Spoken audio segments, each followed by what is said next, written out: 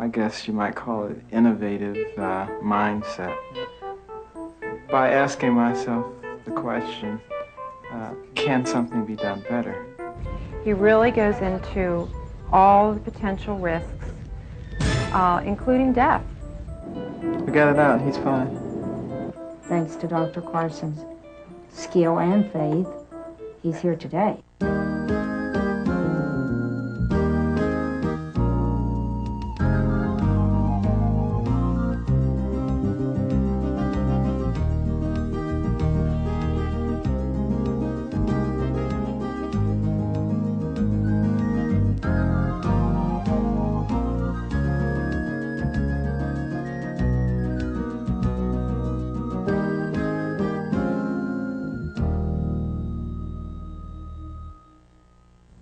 Welcome to Celebrate Life.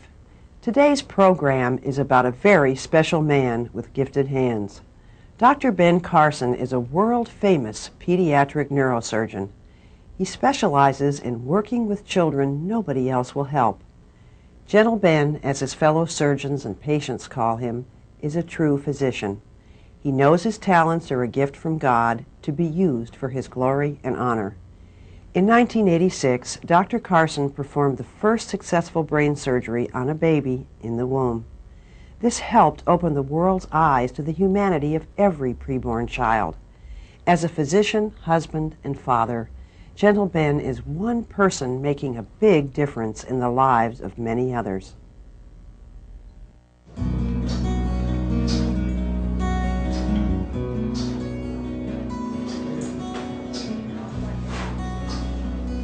Well, the thing that is most gratifying for me is to be able to take a child, a family that is devastated by some horrible neurological disease over which they have absolutely no control, and to be privileged by God to play a role in helping to defeat that disease process and restore that individual to a semblance of normality, if not to complete normality, and to restore hope and happiness to that family. Now, whether that be taking out a brain tumor or operating on some congenital malformation or intervening in some significant trauma, trying to get rid of seizures, whatever the case is, it is just as gratifying if the end result is to allow that individual an opportunity at a fuller life. And, life is not something that we as human beings are able to give, but certainly the Lord has blessed many of us with the talent to be able to preserve it through Him.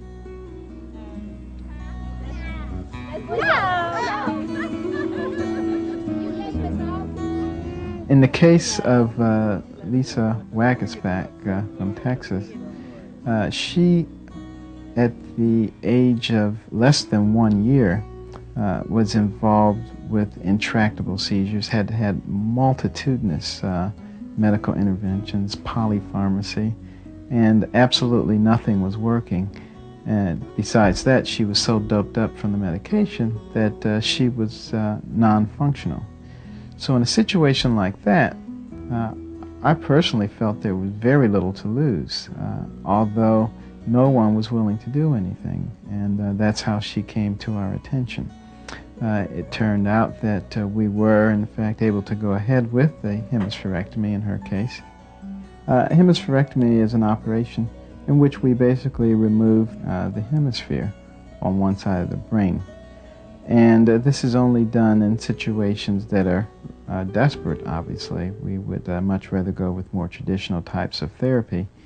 However, when the situation is totally intractable and the seizures have multiplied to the point where they are destructive to a person's lifestyle, then we feel that that type of radical intervention is warranted. It was a spectacular success. She's walking around and talking and doing well in school and looks like $1 million, and obviously is not having any seizures. Now, if it had not been successful, we probably wouldn't have been any worse off. than we would have been had we done nothing. So, you know, as a consequence, you know, a life is saved. A precious life is saved and has an opportunity to blossom and accomplish things in life as well as make other people happy. So, for anyone who would question going into such a serious surgical procedure in someone who appeared to be relatively lifeless, all they need to do is look at that example. I am not at all reckless in evaluating these cases, and I study them very carefully. I pray about them, I ask God for wisdom, I read the literature, I seek consultation from others with experience. If I can see some mechanism whereby something can be accomplished that might lead to a good outcome, then I'm willing to take it on. Only God has that breath of life. Only He can create that spark which gives us life. And therefore, I feel obligated as a physician, someone who has taken the Hippocratic Oath, someone who feels as though he's gifted from God, to do everything within my power to save that spark. That's the reward that one gets. The fact that you know deep in your heart that you played a role in preserving that spark of life which only God can give.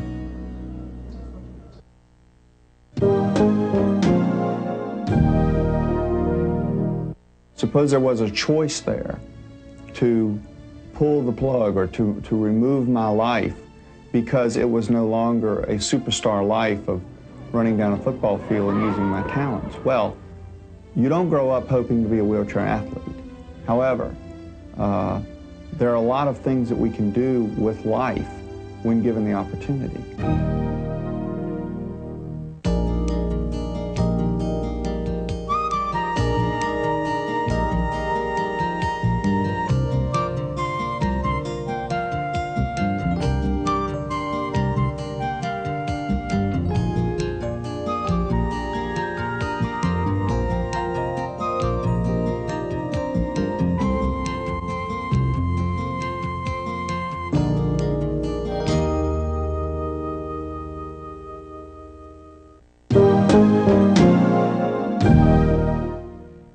It's not, of course, an easy thing for an entertainer to swim against the tide and against all the opinion in his industry and take a strong pro-life stand. It's the parents' responsibility to teach kids how to be pro-life, how to get things in perspective.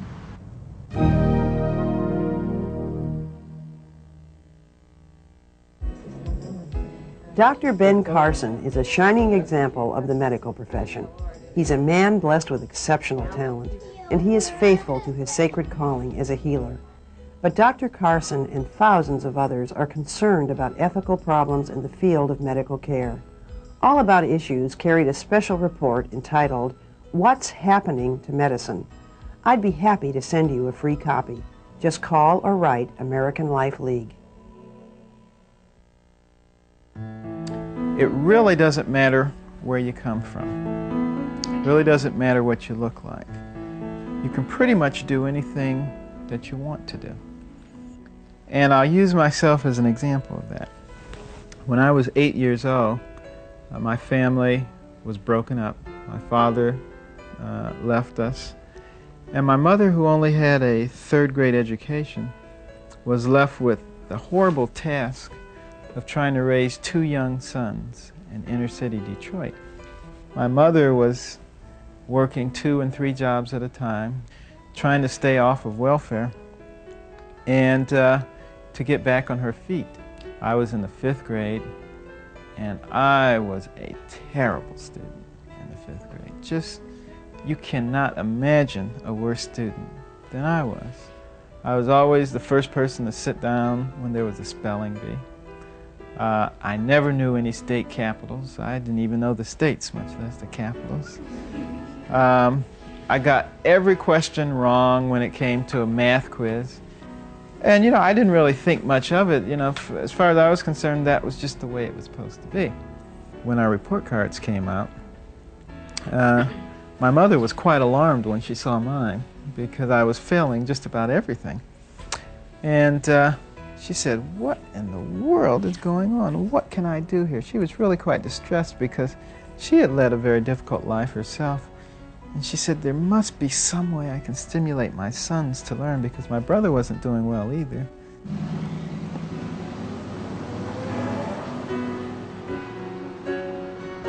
My sole purpose was for them to get an education so they can get a decent job because I could not find one without an education. And then I just really asked God to show me a way that I could motivate them.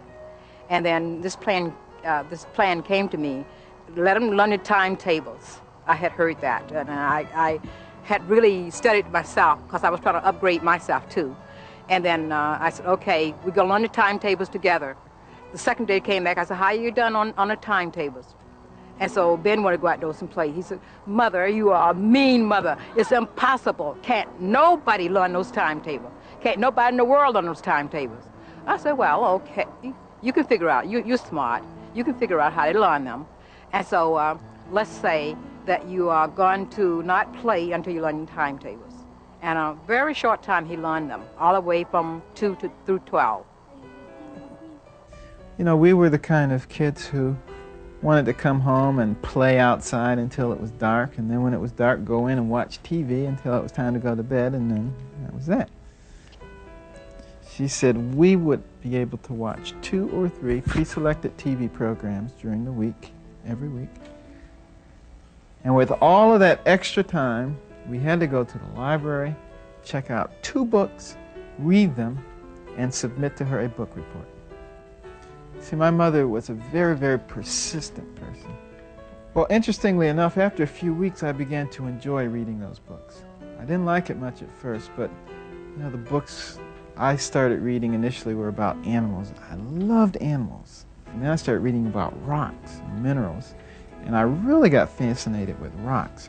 And one day we were in science class. I was still in the 5th grade, and the science teacher held up a dark, glassy rock. And he said, "Does anybody know what this is?" And, you know, I didn't put my hand up because I figured one of the smart kids would answer the question. And I looked around and nobody had their hand up.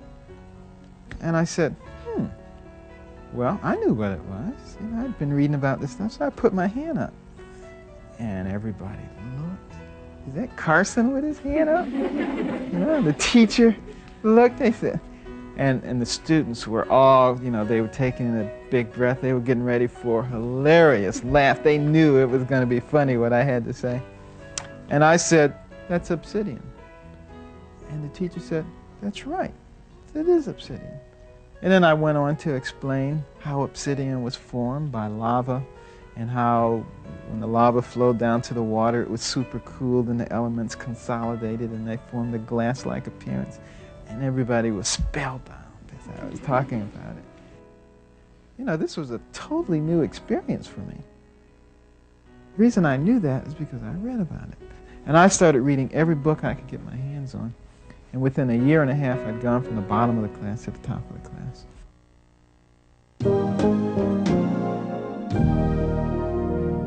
I am a woman that had an abortion, so I speak from a personal experience.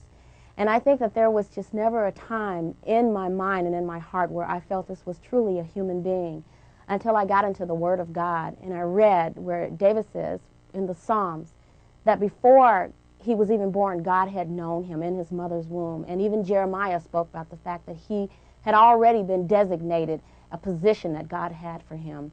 And at that particular time, life became very, very real for me to know that God knows us even in the womb of a mother. I've thought about what that child could have been, what I could have been to that child, and what I'll have to say when I stand in front of the Lord one day to answer for that. We must, without a shadow of a doubt, choose life. And I ask you to come together to choose life.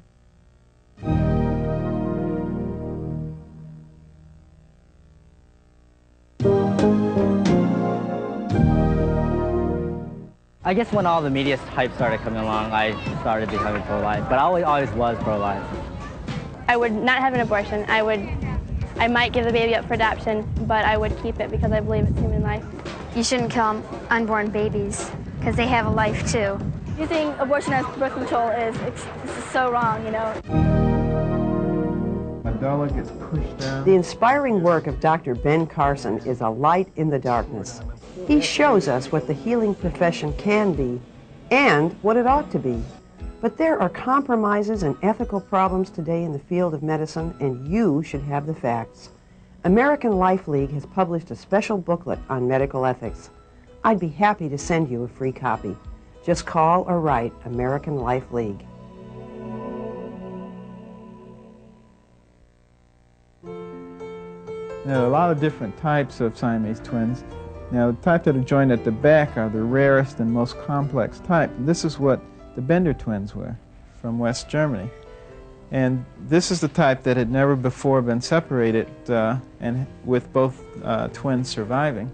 And that gives you a very good view of how extensive the connection was that the two of them had. The first time I saw these boys, I was in Germany, and one of them was sleeping, and the other one was sucking on a bottle. And it was really quite an eerie phenomenon to see them for the first time. Now here you can see them from another vantage point. You can see that there's some flattening here because this is where they tend to lay most often. When we went over to Germany, we put in a scalp expander, which is like a little balloon.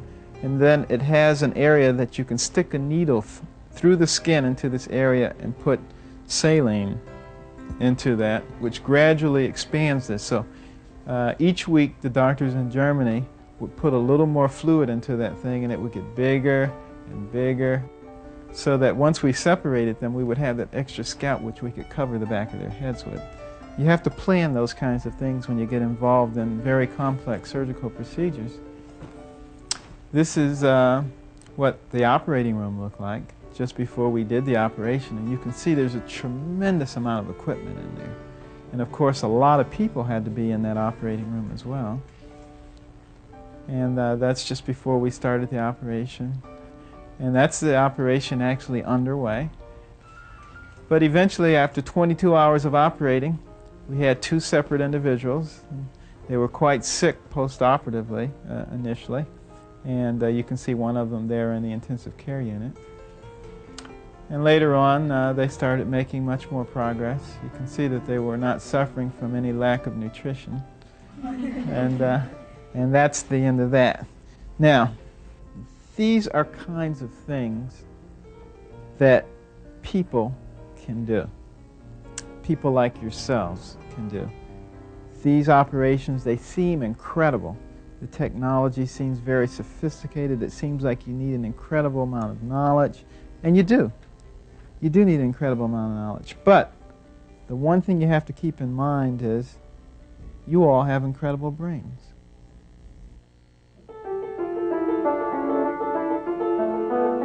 Our young people a lot of times don't have the role models that they could have in academics and in helping your brain to expand. And the idea that just do your best no matter what, and see how far you can go.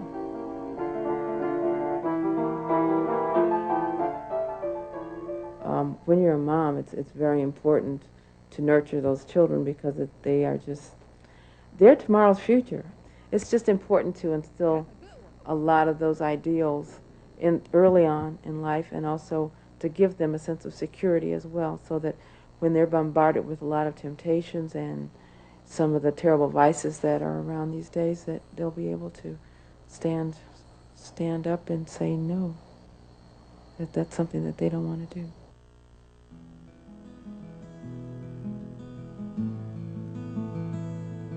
How can a person learn fatherhood skills growing up without a father?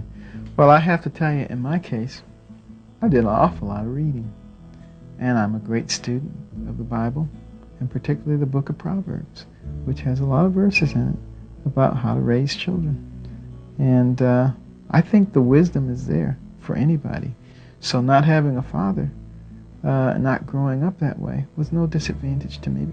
I chose to find appropriate mechanisms for acquiring the knowledge. and the skills for appropriate fatherhood. I could have sat there and said, no, nobody ever taught me, and I never had a good example, so I guess I'm just not going to be a good father. But I chose not to do that.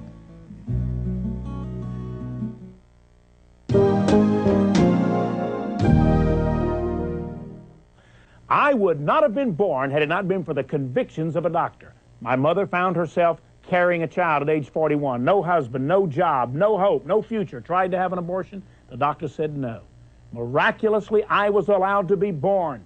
God had a plan for me. Somehow we've got to instill morality and virtue into the minds and hearts of people, and we can do it together.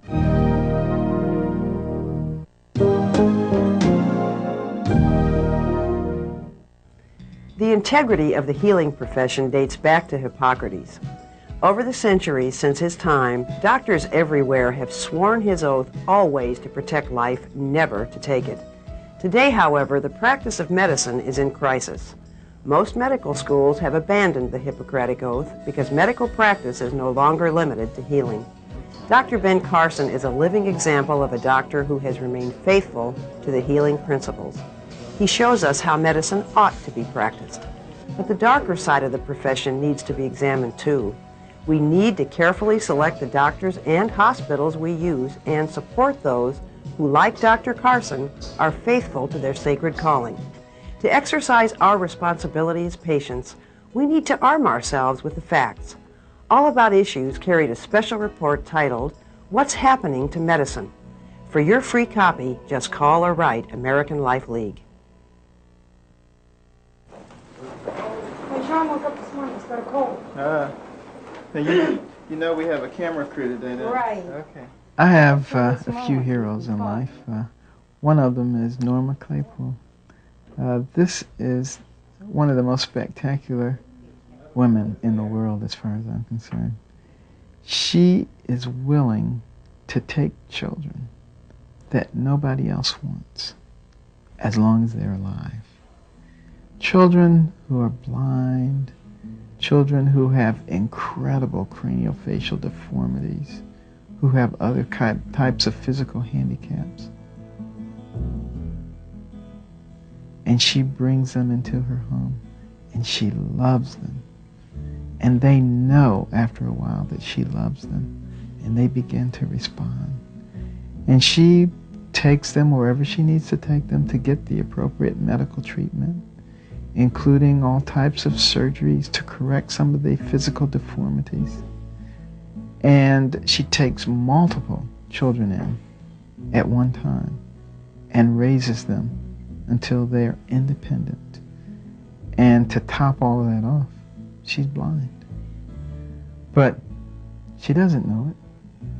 They don't know it. You know, as far as she's concerned, she's not handicapped. And she looks at her blindness as an advantage, as something that allows her to be more in tune with the feelings of these children. And she is a splendid example of someone who has chosen not to be a victim and who has chosen to help others who are. This little guy on my lap is a priceless little boy who rewards you all the time. Jamin never complains. If Jamin cries, there's something extremely wrong. He's come through so much without complaining about it. Thanks to Dr. Carson's skill and faith, he's here today, sitting on my lap. He operated on him a year ago in June and really took his whole skull apart, put it back together. Jamin was born with a very, very deformed head. It's hard to believe that now, but you had to see the before to know the after. There are many physicians who hold life up as the most precious entity. And there are others who look at life as a business and who look at dollars and cents when it comes to whether a life is worth preserving or not. My philosophy basically is if we look at everything in terms of dollars and cents, then there are going to be an awful lot of people that you're going to say it's not worth saving. That's because most people don't know the value of a human life. And they just look in terms of, well, if we don't treat this one for $100,000, maybe we can treat 10 over here for $10,000. And I really don't think you can play that kind of a numbers game. A lot of doctors wouldn't have thought that they would have been worth being bothered with. I mean, I had to fight in the beginning to get Jamin a gastrostomy tube, a feeding tube in his stomach, just because a lot of people felt that it wasn't worth the time or the money for a child who was going to die anyway. You know, the children that Norma takes care of and other children like that are precious lives. For the same reason that I'm willing to fight for a child with intractable seizures who might be lying as a lump like Lisa Wackersbach was, I am willing to fight for these children with these incredible deformities because there is a life there and there is someone who loves them. And those are the most important ingredients, life and love. Dr. Carson is a real inspiration to the rest of the medical world. His surgical skills are only surpassed by his integrity as a true physician. While many in his field have lost respect for preborn children, the severely handicapped, and the very old, Dr. Carson still practices the sanctity of life ethic. If you know doctors or others in your community who will be inspired by Dr. Carson, just call or write us. We'll send you a free transcript and information on how to obtain a low-cost video copy of today's program. Sharing this story with others can help make a difference for life. Thanks for watching Celebrate Life. I trust this program has helped inspire and encourage you. See you next week.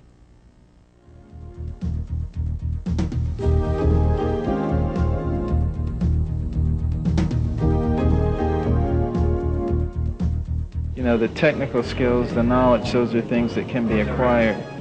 But I believe wisdom comes from God, and it has to be sought and asked for.